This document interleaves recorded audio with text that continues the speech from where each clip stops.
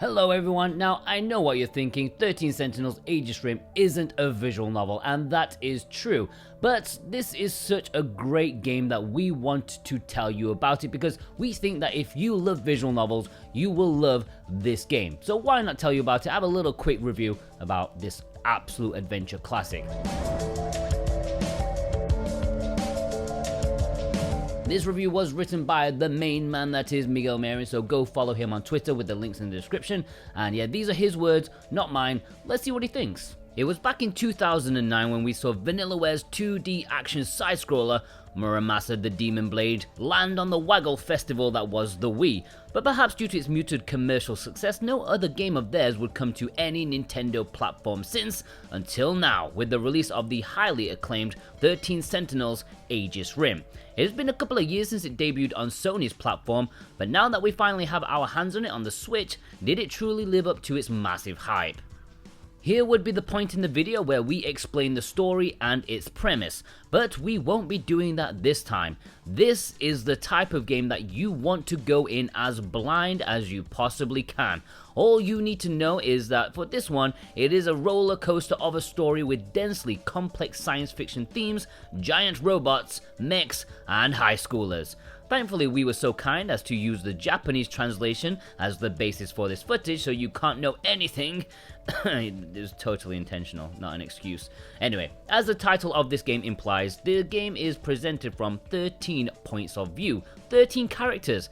Now, it is one thing to make 13 interesting characters, but making 13 characters that on top of being interesting are also worthy of protagonist status is an entirely different beast on its own, and this game manages to pull that off effortlessly.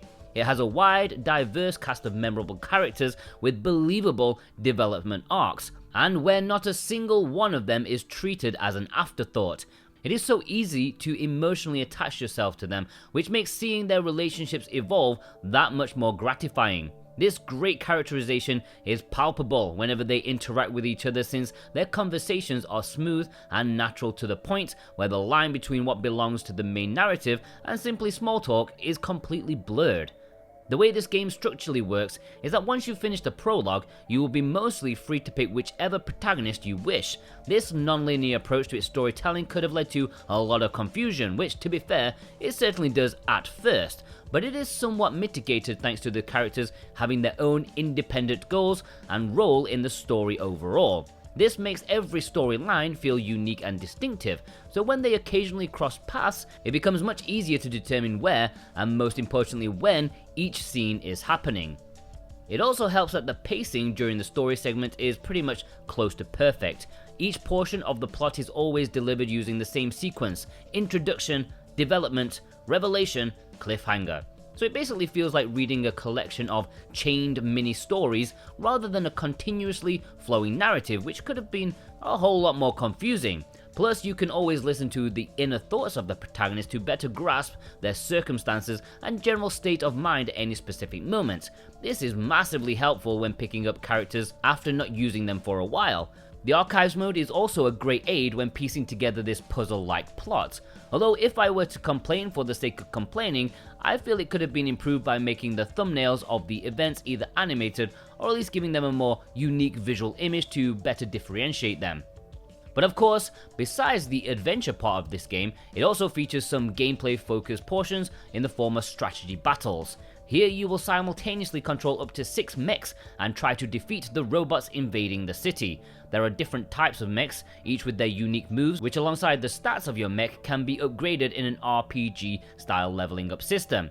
Enemies also come in different shapes and sizes, requiring their own unique strategies to efficiently defeat them. Although truth be told, it's all fairly simplistic, and it doesn't require too much time to understand how it works. And once you get used to it, its system's synchronizing moves can feel quite rewarding. However, the stark gameplay contrast between the strategy battles and the more traditional adventure portions creates a clash of styles that might not resonate with everyone. The game also insists on you doing these strategy battles from time to time by locking certain plot events behind them. This might have been better to space them out throughout the game's runtime, but narrative-wise it feels slightly forced and makes things more confusing for no good reason. To be fair, this might come down to just personal preference, as neither strategy games nor real-time with paused gameplay are my thing, but as a whole, while mechanically serviceable, when looking at the excellence that is the story portion of the game, this part certainly pales in comparison. But then again, this whole strategy section only accounts for roughly 15% of the whole playtime, so at the end of the day, it's little more than a distraction in an otherwise fully narrative-focused experience. In regards to the game's presentation, visually, it simply looks stellar. The absolutely gorgeous art style works wonders at setting the almost melancholic mood that the game aims for. It's also worth pointing out how meticulously animated each character is. One can easily appreciate their personalities simply by looking at their walk cycles or even their idle poses. During the strategy battles, however, the visual style changes radically. At first it looks rather basic, but that's only due to the game prioritizing visual clarity over spectacle, since in the later battles things can get rather messy. Speaking of which, while the performance on Switch is admirably consistent across the whole game, it is during those more intense battles where the dips in the frame rate become more noticeable. However, they don't affect gameplay in the slightest, since they mostly occur when performing a move with lots of particle effects. ちょっとこれどういうことなの？彼が幼馴染の嘘で、みやこどこにいんの？俺のこと好きって可愛い子ちゃん？その彼女うさみちゃん。あMoving on to sound, and the voice acting is yet another aspect where the game shines at, with an all-star cast of voice actors and actresses. With that being said, I personally found the soundtrack to be somewhat lacking. It's by no means bad, but it feels very safe and sometimes even generic. While there was one particular moment where the game cleverly integrated the music with the scene in question, by and large, it's not exactly the most memorable OST that one can find. Regardless, the presentation of the game as a whole is so stunning that whatever nitpicks I might have with the music, they were completely overshadowed by all the greatness that it achieves. Overall, 13 Sentinels Aegis Rim is no doubt one of the most ambitious and engaging stories you'll find on the Switch. The phenomenal pacing, constant unexpected plot twists, and deeply enjoyable cast all help create a one-of-a-kind experience that's indeed hard to forget. If I were to split hairs, there were some aspects I found could have been slightly improved, but nevertheless, it's safe to say that this is simply a must-play for anyone who wants to see what this medium is truly capable of at its utmost narrative peak. A 9 out of 10.